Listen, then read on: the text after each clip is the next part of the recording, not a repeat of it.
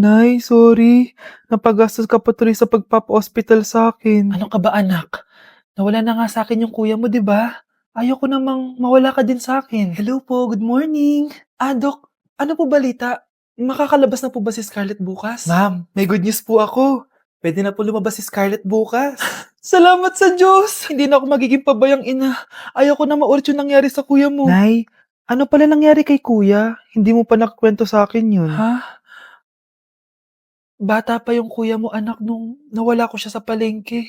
Mare, magkano tong sitaw? 50 na lang sa'yo, Mare. Ang mahal naman, Mare. Pwedeng 20 na lang to. Mga laruan ba yun? Ang ganda nun na. O siya, sige na, kumare naman kita eh. Ayun yung gusto ko sa'yo eh. Tara na, anak. Anak, anong lugar na to? Nasaan yung batang yun? Nasaan na si nanay? Nay! Anak! Ate, may nakita po kayong bata dito? Ay, wala po akong nakita eh. Nasaan na ba yun? Anak! Simula noon, hindi ko na nakita yung kuya mo, Scarlett. Hanggang sa may pumuntang pulis sa bahay natin. Ang sabi nila, patay na daw siya. Grabe naman yung nangyari kay Kuya Nay. Ang lungkot naman po pala nung nangyari sa kuya ni Scarlett. Sige na po, ma'am. Kailangan ko pa po bisitahin yung mga ibang pasyente.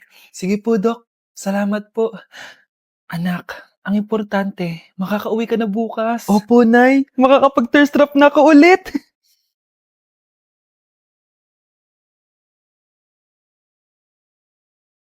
Anak, tara na, uwi na tayo. Nay, may pinapabigay pala si Doc sa'yo. Oh, ano naman kaya to?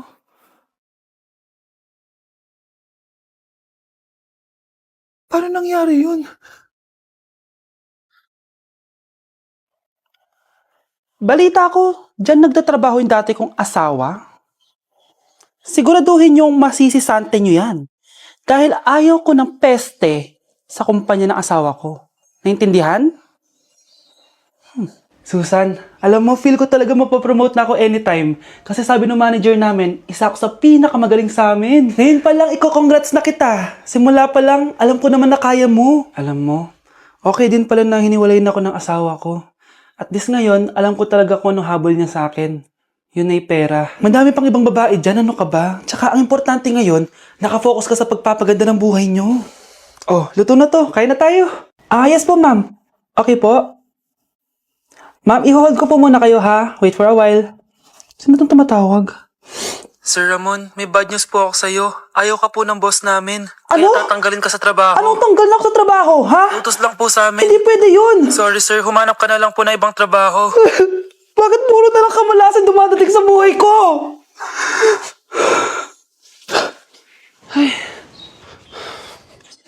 Si Michael ba yun? Michael! Scarlett? Bakit pinauna mo ako umuwi kahapon? Eh, di ba palagi tayo sabay umuwi? May ginawa ako. Tsaka baka magselos yung nagbigay ng bulaklak sa'yo. Para ka namang ano dyan? Tsaka, alam mo, na-realize ko, hindi ko na pala siya crush. Tara na nga, manood na lang tayo ng movie sa bahay, yung horror. Sige na nga. Michael? Ma? Ano ginagawa mo dito, ha? Get in the car, uuwi na tayo. Di ba sabi ko sa'yo, nababoard ako sa bahay, kaya umalis ako? Michael, siya yung nanay mo? Kilala mo nanay ko? At sino naman tong babaeng kasama mo, ha?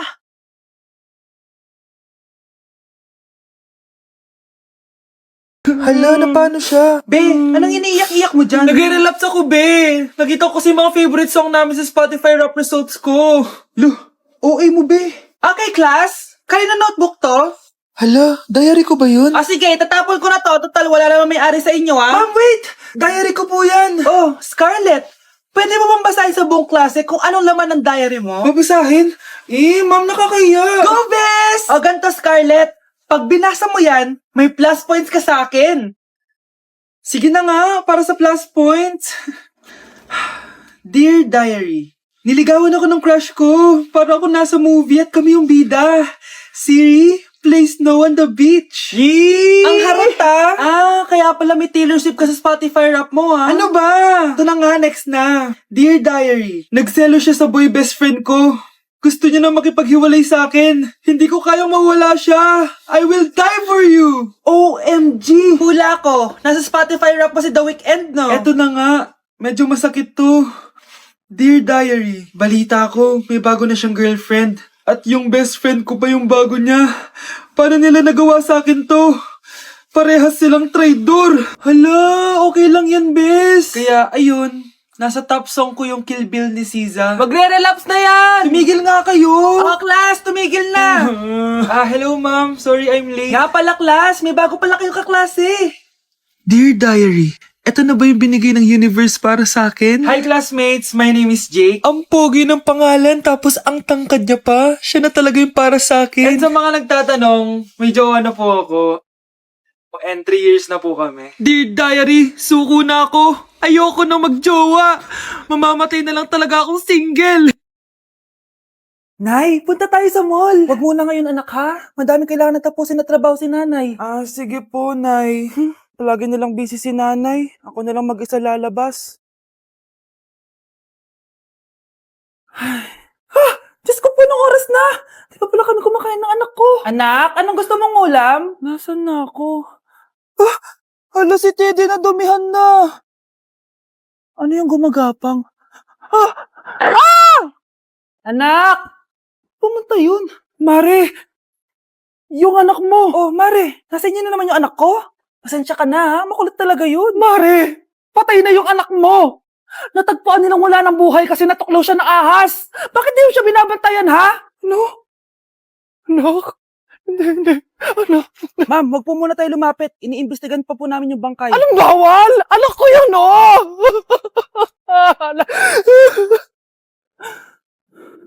Nay, punta tayo sa mall. Anak, buhay ka. Sige anak, labas tayo. Punta tayo ng mall. Yay! Pumunta kami ng mall. Oh anak, nag-enjoy ka ba sa mall? Opo, Nay. Nag-enjoy talaga ako. Kaso, nagugutom na ako, Nay. Kumain ka na, anak. May tira pang pagkain dyan sa lamesa. May aasikasuhin lang ako trabaho, ha? Sige po, Nay. Ang sarap! Salamat naman at nabuhay ang anak ko. Anak, tapos ka na ba Anak? Anak! Anak! Ayoko mawala ka ulit sa akin! Nay, punta tayo sa mall! Bumalik na naman ako. May sumpa ata tong kwintas na to. Kailangan kitang itapon para tumigil na tong sumpa na to.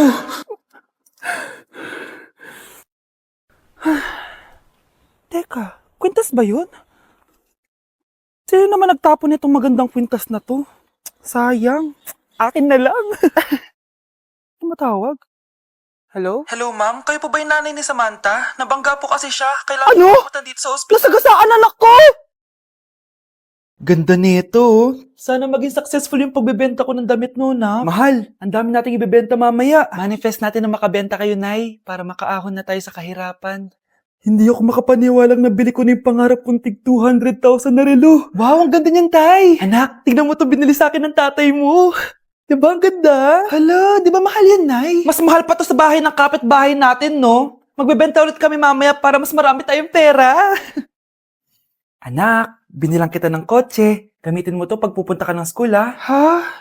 Tay, di ko naman po kailangan ng kotse. Kaya ko naman po mag-commute. Gumastos pa tuloy kayo. Dami mo naman sinasabi, anak. Sige na, puntahan mo na sa labas. Wow! May sarili na akong sasakyan. Wow, ang ganda naman ng bagong kotse mo, Scarlett. Salamat po. Hindi ka ba nagtataka, Scarlett, kung bakit ang bilis niyo yumaman? Galing yun sa pagbebenta ng damit nila nanay. Ang dami na nga nilang mamahaling gamit ngayon eh. Sure ka ba? Na damit lang ang tinitinda nila? Nay, bumabagabag talaga sa isip ko kung bakit ang bilis nating yumaman. Ano ba talaga binibenta niyo ni tatay? Ano ka ba anak? Malaki talagang kita sa pagbebenta ng damit. Pero nay... Wala nang pero-pero. Hindi ka ba masaya anak? Na mayaman na tayo? Na nabibili natin lahat ng gusto natin? Sige na, mag-aayos pa ako ng benta ko. Mahal, nakauwi ka na ba?